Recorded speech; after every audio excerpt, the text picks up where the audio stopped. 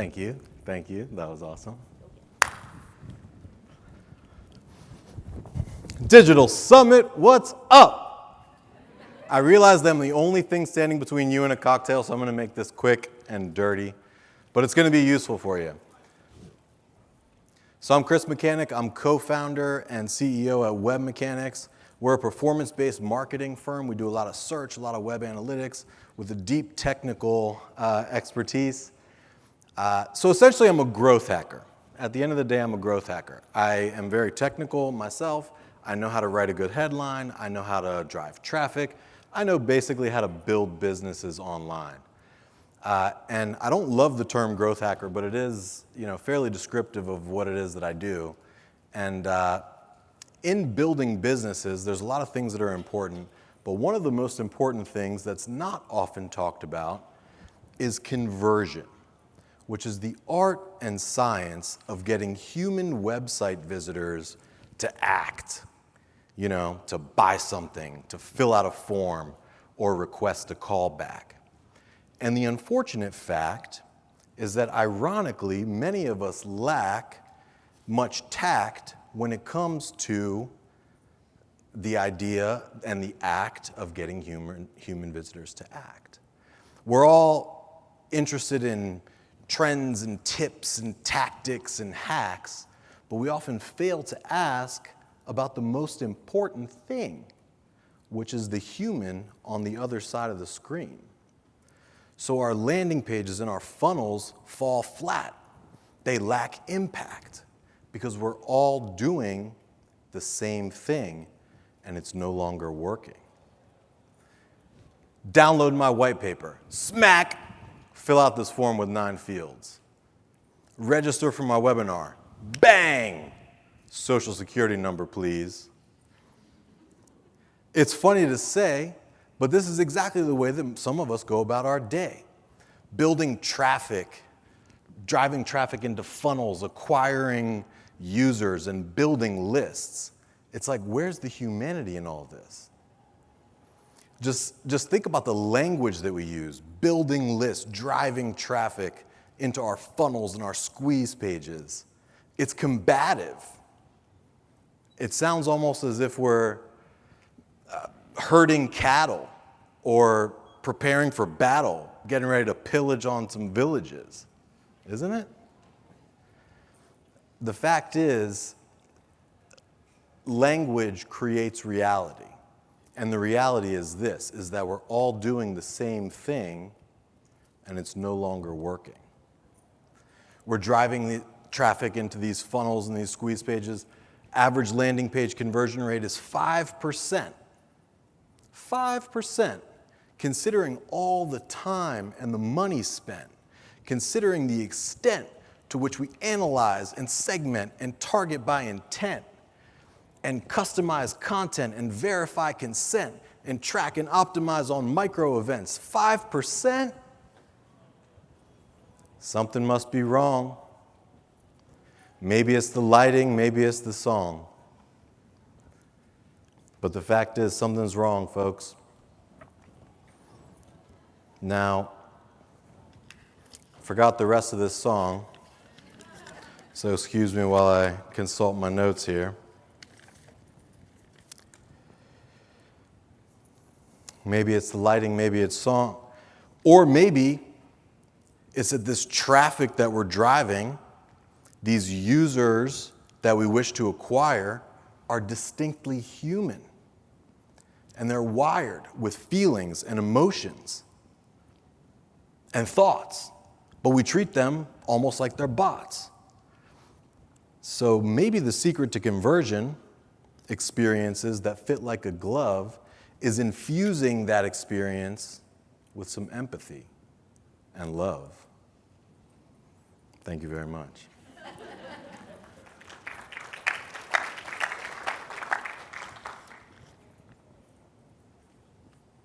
Love, folks. Love. You remember, Levi. It's all about that love. Now, what is it that we're all doing? What is it that we're all doing that doesn't work? And I almost guarantee you everybody in this room does this, including us with many of our clients, And it's not our fault, because the best practices that we've been taught by the likes of IBM Watson, the smartest machine learning mechanism, has still not figured this out. They're doing this thing, register for my webinar, bang, 9 form fields. Very small amount of value. Consider, the user has clicked on something very specific and they're greeted with this. A tiny bit of value and a whole bunch of form fields asking for very specific information that is not in any way related to this webinar at hand, job title. And boom, Salesforce.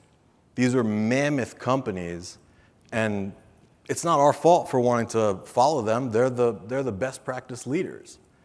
And then look at this, AIM. Okay, they're driving their traffic into these funnels to convert on these long forms. It's like, who are we even talking about? Like, are we talking about humans? Just listen to the language that we're using. Now, to illustrate this, I want to basically take this offline. Just imagine that we're offline, we're humans, and at the end of the day, a landing page is a sale. It's a micro sale, and many of our human interactions are also micro sales. Daniel Pink, I think, wrote a nice book, To Sell is Human. A lot of the interactions that we have are human. Where are we going to go for dinner, babe? I want Mexican. Well, I was thinking Italian. Okay. That's like a little sale. But let's take this completely offline and let's think about a sale that one of the most important sales that people make, particularly men make in their life, which is acquiring a spouse or a mate. So I'm a guy, right? Let's say that I'm not online. Let's say that I'm in a club or a bar, and here I am. Okay, I see somebody that I like. I want to talk to them. Now I'm going to take the approach that we're taking online right now. I'm going to go up and say, "Hey, pretty thing." A small amount of value, right? A superficial compliment. I'm going to say, let me get that first name, last name, email address, phone number, dash separated, no parentheses, please, 10 digits. Is that going to work? Probably not. For the purposes of research, I've actually tested this pretty extensively, and I had a conversion rate of exactly 0%. Literally 0%. But what would you do, right? What you would do in real life is that same, but then you would spark a conversation. You would create some contextual relevancy. You would comment on something that's happening in the environment. You might crack a joke or tell a story or otherwise build rapport, and then you would have a much better chance of collecting that user's information, right? So essentially, we've got it exactly backwards. We've got it 100% backwards. We need to flip this whole thing on its ears because the order of information matters. If I say a sentence to you, or if I say a paragraph to you and there's multiple sentences and then you start flipping the order of the sentences, it changes things. So we've got it essentially exactly backwards. And it's not our fault. We're following best practices that Salesforce and friggin' IBM Watson are using. And maybe it works for them because they have that brand recognition. But if you're a smaller player, you got to be a little bit more tactful in how you go about doing things. So what I'm going to show you guys right now is first a handful of just general best practices. I've designed this in such a way that I'm assuming that you don't have robust design or development teams that have nothing to do. I designed it in such a way that it's accessible for the everyday folks. So here's some easy things that you can do right now. First of all, feel a sense of love and empathy. And I know that this is probably the fluffiest sounding shit that you've heard all day. And myself, in a prior lifetime, I was an affiliate marketer, just kind of borderline gray hat. I'm like a reformed gray hat. So if I was sitting where you're sitting and I saw somebody put this feel a sense of love and empathy up on the screen, I would literally like boo them and walk out of the room. But the fact is that your mindset matters and that the place that you're coming from matters. So if you're coming from this pressured place of like, I have to increase conversion rates, I have to, really drive that cattle, I have to really squeeze, I have to send them through my squeeze pages of my funnels, then it comes out in one way. But the essence of what somebody is trying to say really comes out and shines through. So if nothing else, if you can feel a sense of love and empathy, just imagine that the person on the other side of the screen is your mom or your dad or a loved one. And that is going to reflect itself in your copy. It's going to reflect itself in your choices. It's going to reflect itself in the way that you structure and frame these offers. So if you just come from a place of love and empathy, that's a big part of the battle. Of course, you want to limit form fields. There's studies that have been done and tests that show users are getting smart. People are getting smart at the end of the day. And when you click on an ad for something specific that you're interested in, and immediately a page loads up where there's a visible form, I know it happens to you guys because you're savvy users, there's some part of you that just shuts down and you automatically know, I am not filling out this form. Look at this, our designer had fun with this. It actually has a field for social security number, current marital status, shoe size, and it's just like a little poke of fun, a little parody. But we're asking for a whole lot of information. We're not giving before we get in any way, and we wonder why our conversion rates are 5%. By the way, 5% conversion rates or even 10% conversion rates, I don't consider that good. I mean, can you imagine? There's probably like 100 people in this room. If after this we asked, show of hands, who enjoyed this, and only 5 of you raise your hand, like I will be pretty disappointed by that. But we accept that in the digital world, and it's just a common fact that everybody accepts, and I don't really understand why. So here's a big one, and I'm going to show you some examples right after this, but you want to ask relevant questions. So I'm interested in your HR software. My job title, my company, the size of my company is not as relevant as how many employees I have, whether my employees are 1099s or W-2s, how I tend to pay the employees, how long they tend to stay. There's a lot of relevant questions that can be asked other than just going straight for the jugular and getting, give me the information that I need to sell you. So in these examples, you're going to see that there's no visible form on the page, and it always starts with relevant questions. And on the same token, up change, order the questions of. Does that make any sense to anybody? Change up the order of questions. Syntax matters, order matters. If I walk up to you and I say, excuse me, sorry to bother you, my name's Chris, I just have a quick question, that's one thing. But if I walk up and say, hey, I have a quick question, and then I ask you the question without first excusing myself, it matters. Preempt concerns and set expectations. In this day and age with privacy, with big data, with GDPR, with all these things, people aren't dumb. People get it, and they're hyper conscious of privacy, and so just imagine when you're sitting in your place of empathy and love, what are the potential concerns that the person on the other side of the screen might have, such as what's going to happen after I fill out this form? Is my data safe? Those are 2 big ones. So if on your main landing pages you're not preemptively addressing these concerns, then you're leaving money on the table. Now here's another big one, and it's not so much regarding top of the funnel conversion where it's converting a cold visitor into a lead, but it's more so about converting leads into sales, like the more down funnel conversions. The number one most underutilized page in existence, you probably know what it is. Most underutilized. It's the one moment in time where you can be almost certain that you have this user's attention, and the vast majority of marketers are just squandering this opportunity, is the thank you page. So the thank you page, right at that 0 moment of truth, right after this user gives you all of their information and they're expecting something, the worst thing you can do is like not even confirm that you received it. Have you ever seen forms that are just, there's no confirmation, there's no communication with the system, there's just no thought. So depending on the goal of the page, if it's subscribing for a newsletter, you might display other related content that they might enjoy.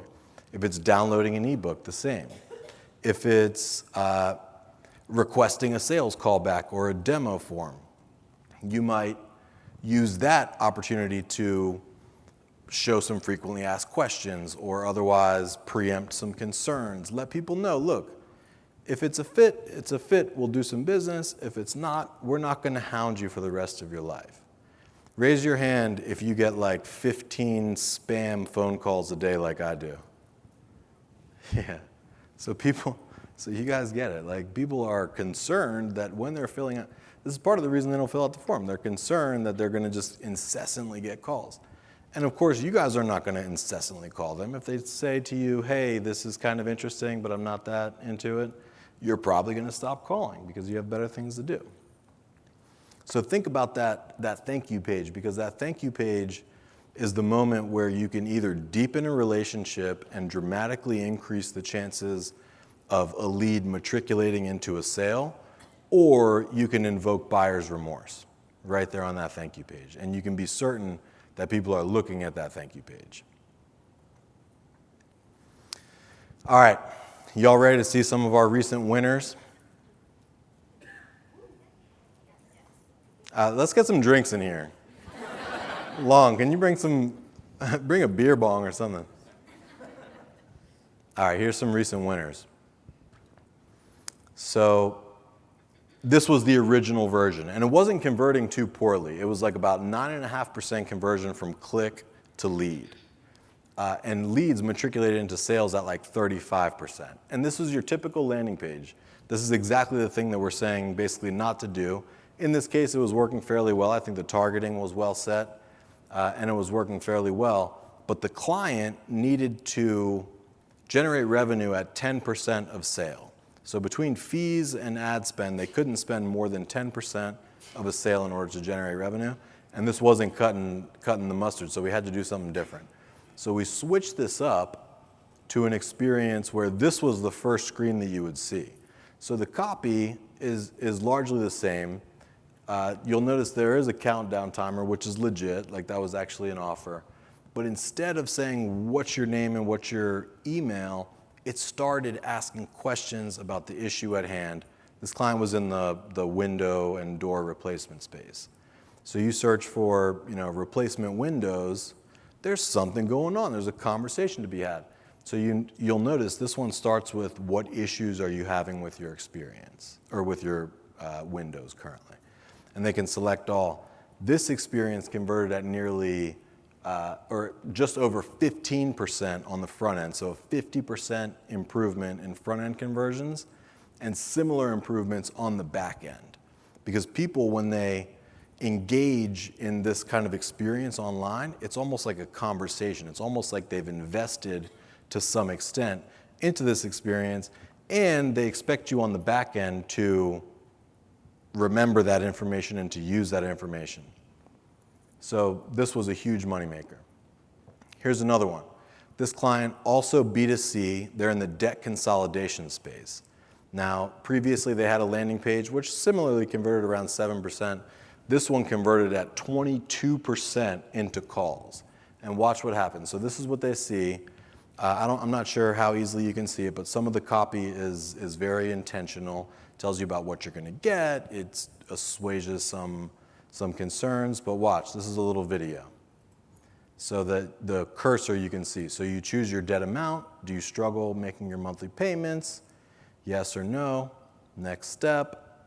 Do you have a source of income? Yes or no. This is what we call starting the sales process online. If somebody calls you, maybe you'll ask for their first name, last name, email in case we get disconnected, blase, blase. But the sales questions that you actually have to ask somebody in order to give them a quote or to move them forward, you can do that right online and increase top of funnel lead conversion as well as the rate at which leads convert.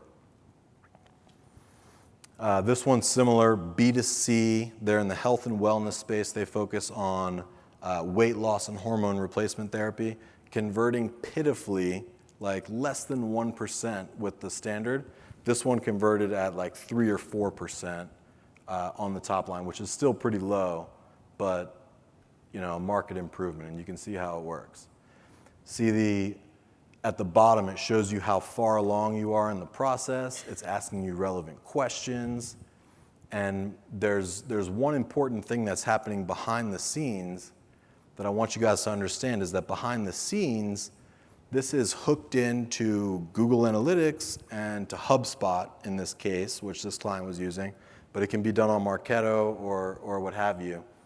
And as users are making these selections, we're firing little events, little JavaScript events within Google Analytics. Some people will begin this process and still bail. And in those cases, we would typically retarget them. Now we have a very rich source of information with which to retarget them.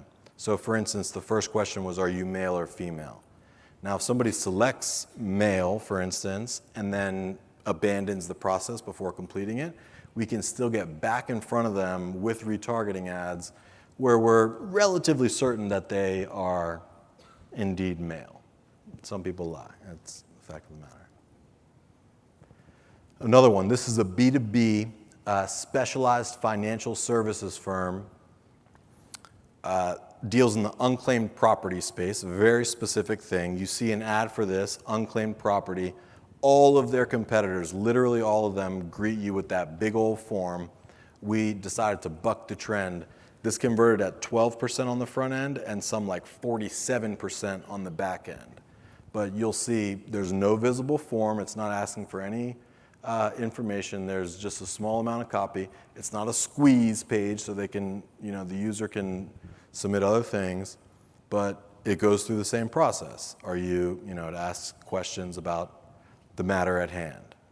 And similarly, tracking events and getting back in front of the non-converters with relevant retargeting ads. Another B2B example. This one converts double digits. I don't remember exactly. I think it's around 15% versus like roughly 7% on the main one. This is a commercial Wi-Fi provider. And similarly. So it's not complex. The way that we build them internally, it does take some design and development resources, but there's a lot of tools that you can use to spin these types of experiences up on the fly without much in the way of resources, which I'll show you here in just a second. Another one, B2B IT services. So the IT ops saving calculator. And this one's kind of interesting because the extent to which you can actually offer something of value, which this client did based on the selections, is the extent to which it's really useful. How many engineers do you have? What's the fully burdened staff? You'll notice the imagery, it kind of looks good, it kind of looks appealing. And these selections, this particular client, these selections were actually used in some report that was generated. So if you can pull that off, like if you can actually generate a custom report or actually generate a custom quote or something based on these selections, it's even better. But you can see here, the results are in. There's these little tool tips that in case you want more information. And it just worked really, really well compared to the hard sell, straight for the jugular style that we've all been kind of convinced is best practice.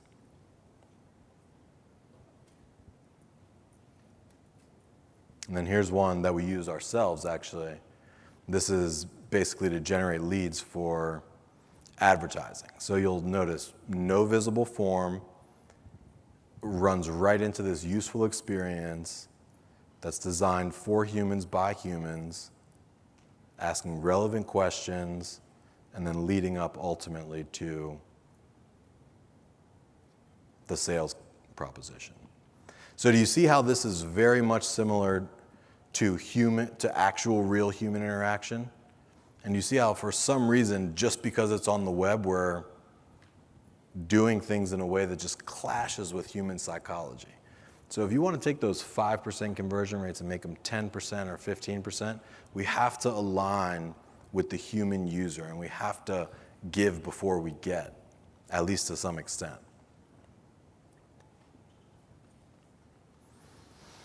So now about 5 minutes left. There's a lot of other marketers that are already hip to this game. And you'll notice, as you leave here today, you'll notice a lot of these Silicon Valley, a lot of the apps, a lot of the startups, they're all hip to this game. They all do this.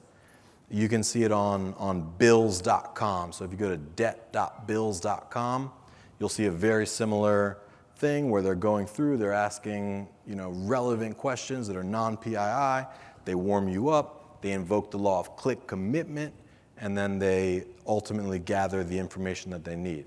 But it's in an unselfish way, which first accommodates for the user and their needs, and then for their own needs. Trulia, a lot of these real estate apps are very, very good at this. They, largely do it based off of location, so that's a really good way to do it. This one was an interesting one from Unbounce at do.thelandingpagecourse.com. This is actually a little sort of a chatbot-like experience, which is very much in line with what we're talking about. So chatbots, are all the rage. They essentially do this very same thing. They engage you in a conversation before asking for something else. It's not exactly rocket science. And then here's an interesting one, landbot.io. I think this one may have been acquired actually by HubSpot, so I'm not sure if that exists anymore. But there are a few tools that you should know about.